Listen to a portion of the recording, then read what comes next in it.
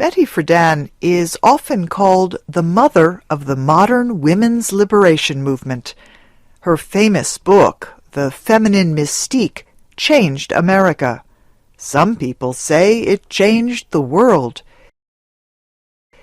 It has been called one of the most influential nonfiction books of the 20th century. Friedan reawakened the feminist movement in the United States. That movement had helped women gain the right to vote in the 1920s. Modern feminists disagree about how to describe themselves and their movement, but activists say men and women should have equal chances for economic, social, and intellectual satisfaction in life. 50 years ago, life for women in the United States was very different from today. Very few parents urged their daughters to become lawyers or doctors or professors. Female workers doing the same jobs as men earned much less money.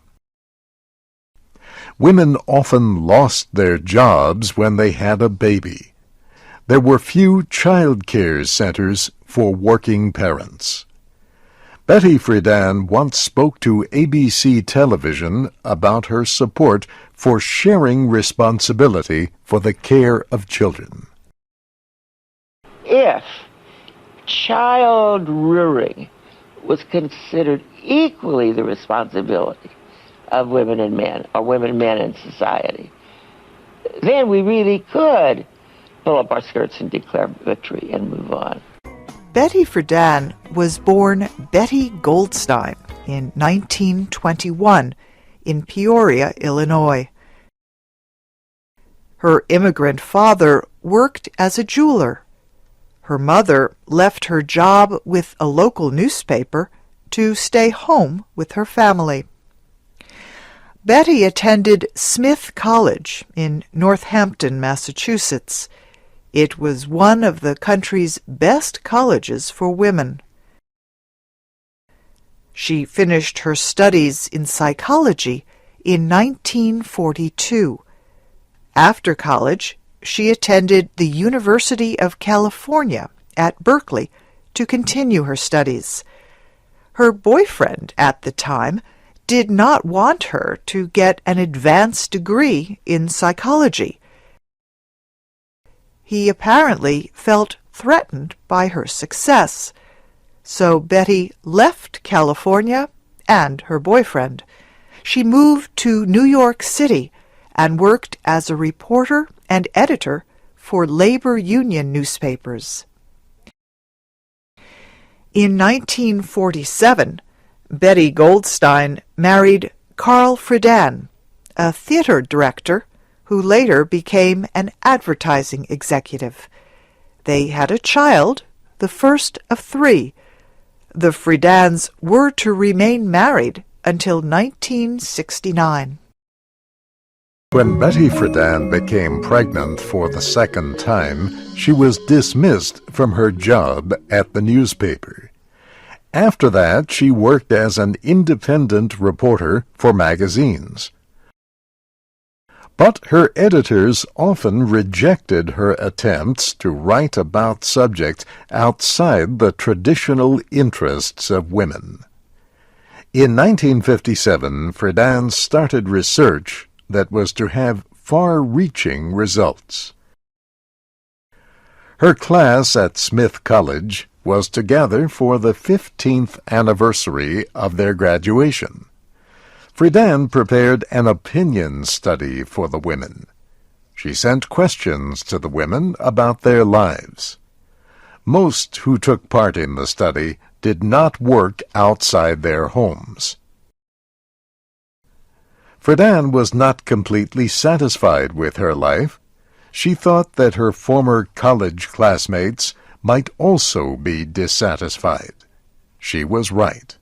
Friedan thought these intelligent women could give a lot to society if they had another identity besides being homemakers. Friedan completed more studies. More women also began studying traditionally male subjects like law, medicine, and engineering. Betty Friedan expressed the dissatisfaction of some American women during the middle of the 20th century. But she also made many men feel threatened. Later, critics said her book only dealt with the problems of white, educated, wealthy, married women. It did not study the problems of poor white women, single women, or minorities. In 1966, Betty Friedan helped establish NOW, the National Organization for Women. She served as its first president. She led campaigns to end unfair treatment of women seeking jobs. Friedan also worked on other issues. She wanted women to have the choice to end their pregnancies. She wanted to create child care centers for working parents. She wanted women to take part in social and political change. Betty Friedan once spoke about her great hopes for women in the 1970s.